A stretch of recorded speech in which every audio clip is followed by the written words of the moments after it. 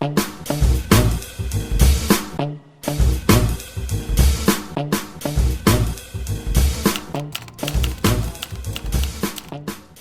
voilà donc réunis à l'invitation des lunettes Persol pour leur nouvelle collection Typewriter Edition, dont le design est inspiré des machines à écrire, ce qui reste un bon prétexte pour parler de littérature et tenter d'y voir plus clair à propos de l'un des écrivains majeurs du XXe siècle, l'américain Bret Easton Ellis.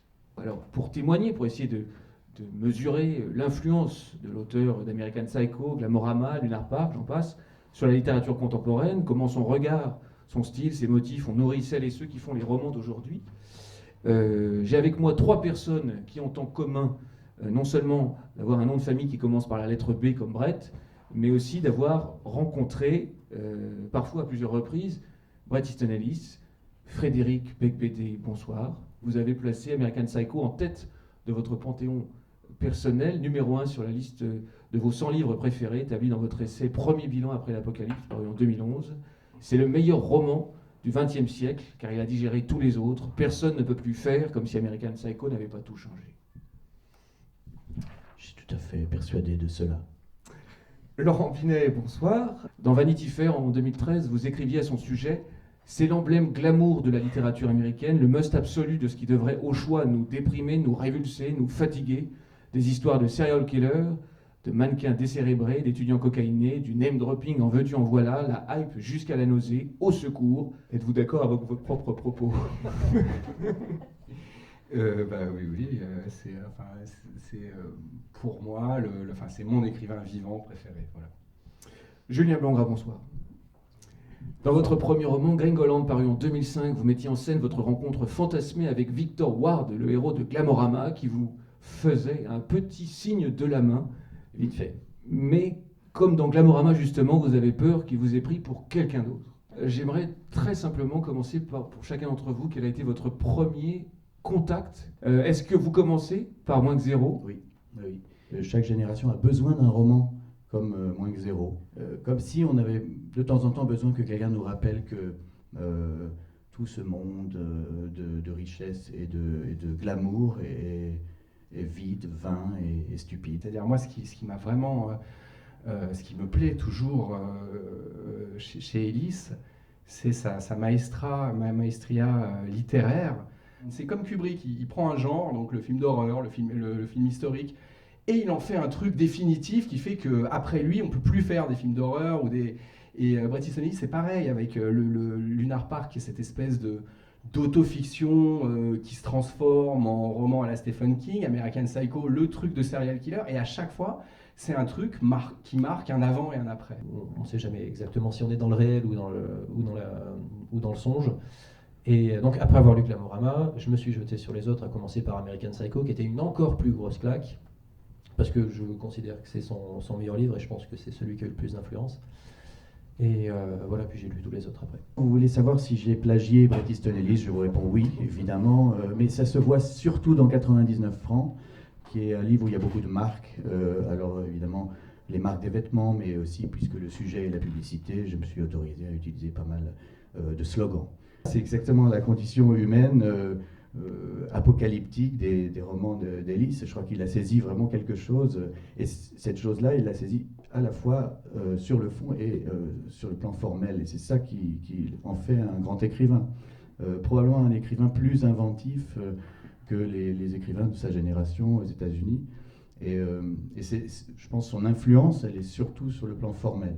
Moi, ce qui m'impressionne énormément chez Ellis, c'est son brio dans les dialogues. Une capacité à nous présenter un dialogue qui n'a l'air de rien, qui a l'air complètement anodin, et en fait, ce dialogue, par la force de son talent, le charger d'une tension absolument invraisemblable, quoi. Des propos totalement anodins, et pourtant, on lit ça comme si on était vraiment au climax d'un roman policier. Julien, qu'avez-vous volé à Ellis? Et est-ce que, hormis le clin d'œil à Glamorama, est-ce qu'il y a une scène, même qui n'a rien à voir avec l'univers habituel d'Ellis entre violence et mannequin, est-ce qu'il y a quelque chose dans vos 4 ouvrages ou dans les prochains qui vous provient vraiment de Bret Easton Ellis? On n'est pas du tout dans le même registre, pas dans la même sociologie, donc c'est peut-être pas une influence directe. La liberté dont il use, en lisant American Psycho, il y a la violence, il y a l'humour aussi, qui est quand même assez peu souvent noté, mais moi je trouve que c'est un auteur assez rigolo, Bret Easton Ellis, parce que c'est un satiriste. Dans la manière qu'il a de massacrer des innocents, par Voilà, exemple. ça me fait beaucoup rire. Non, mais outre ça, il y a une ironie qui est constante et que je trouve personnellement très drôle. Donc voilà, on a le droit de faire ça, c'est-à-dire que ça peut paraître expérimental sans être chiant comme du nouveau roman, parce que c'est inclus dans une narration qui te tient en haleine. Le début d'American Psycho, je crois qu'il cite l'enfer de Dante. Entre ici, abandonne tout espoir, toi qui entres ici. Voilà. Et ça, je trouve que c'est quand même, c'était assez fort de commencer par l'enfer de Dante pour parler d'un Golden Boy. Au fond, évidemment, tout écrivain est un peu un prophète, un visionnaire, mais enfin, en 1991, écrire ce livre-là, certes, il y avait eu le bûcher des vanités, hein, qui est important, de Tom Wolfe, mais enfin, écrire ce livre-là avec cette violence-là, moi j'y ai repensé tout le temps en 2008, quand il y a eu la crise financière, et puis à chaque fois qu'on recritique la folie de la finance, on ne peut pas ne pas penser à Patrick Bateman. Sinon, un autre truc sur les techniques d'Ellis, je ne crois pas qu'on en ait parlé, c'est l'ellipse, qu'il pratique très très bien. Il n'explique pas tout, et du coup, il y a ce parfum de mystère et cette tension qui ressurgit. Si on prend le cas d'American Psycho, ça a été écrit quand même en état d'ivresse et de cocaïne pendant 3 ans, et je crois que l'auteur lui-même ne savait plus très bien ce qu'il avait écrit. Et quand il a récemment avoué qu'il était Patrick Bateman, peut-être qu'on trouvera bientôt quelques cadavres cachés, mais non, je pense qu'il fantasmait énormément ce personnage, et était plongé dans cette frénésie, dans cette vie qui était, comment on peut dire, hallucinée. Et c'est aussi ça qui fait son style. On se demandait quel était son secret. Je ne dis pas que ce soit la drogue, mais je pense que quand même, oui, écrire dans des états seconds, ça donne cette paranoïa, cette frénésie, cette hystérie, cet effroi, ce besoin de sensation, de contraste. C'est-à-dire qu'il y a des scènes qui sont des scènes de longs dialogues, effectivement très snobinards, qui semblent parfaitement artificielles, anesthésiées en quelque sorte, comme ça peut exister à certaines heures de la nuit. Et puis la scène suivante est ultra violente, ou extrêmement sexuelle, extrêmement porno. Donc je crois qu'il joue beaucoup sur ces contrastes-là, mais ce sont les contrastes qu'on ressent quand on prend des produits illégaux. Quelle est l'influence qu'il a eue sur 2 générations d'écrivains dans différents pays du monde? Michel Houellebecq dit souvent que les particules élémentaires étaient influencées par American Psycho. Alors, oui. je ne sais pas si ça se voit à chaque page. Comment il vous le développe quand vous en parlez? C'est l'idée d'une satire, quoi. C'est l'idée de faire un portrait de son temps. Et puis, il y a quelqu'un qui a été présenté alors comme une sorte d'Ellis 2.0, voire, l'expression est plus drôle, d'Ellis moins que 2.0. C'est l'américano-taïwanais Tao Lin, qui est résident à Brooklyn, qui a 28 ans, et qui transmet également nihilisme, malaise générationnel, et il a un usage immodéré des nouveaux moyens de communication, des chats, des SMS, de Facebook et tout ça. Oui, mais Taolin, c'est surtout l'absence d'affect dans le style, zéro émotion, c'est pour ça qu'on le compare beaucoup à Bret Easton Ellis. Ce qui est sain, c'est ce qui est beau, c'est de se dire que les romans influencent d'autres auteurs, et que nous-mêmes, nous ne sommes pas sortis de nulle part. Il n'existe pas de roman ex nihilo, c'est impossible. Donc nous sommes nés de nos lectures, et puis peut-être qu'après, nos publications donnent envie à d'autres d'écrire, bien ou mal, peu importe.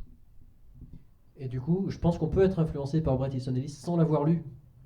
C'est ce qu'on appelle un classique, en fait, comme il a infusé l'époque. J'ai hâte qu'il se remette sérieusement au travail. Alors quelles sont les rumeurs? Il y a eu une première rumeur assez drôle qui a été démentie, mais je vous la restitue quand même. En mars 2012, il a multiplié les tweets à propos d'une suite potentielle à American Psycho.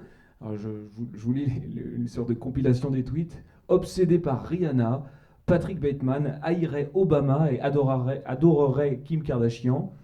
La reprise de The Cure par Adele l'inciterait à reprendre ses meurtres. Patrick se lancerait dans une longue dissertation sur l'œuvre de Coldplay. Sa chanson préférée serait Firework de Katy Perry. Il assassinerait David Beckham dans un ascenseur à Manchester. Son iPad commencerait à lui parler.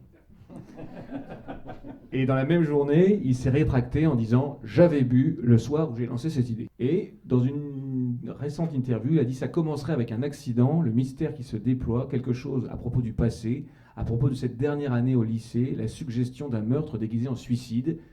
Et Élise de conclure, il y aura un psychopathe, je ne peux pas m'en empêcher. Merci à vous trois, merci Frédéric, merci Laurent, merci Julien. Merci à Persol ainsi qu'à la librairie OFR d'avoir rendu cette rencontre possible. Donc il y a un apéritif qui je crois est proposé pour tout le monde et gratuit. Voilà.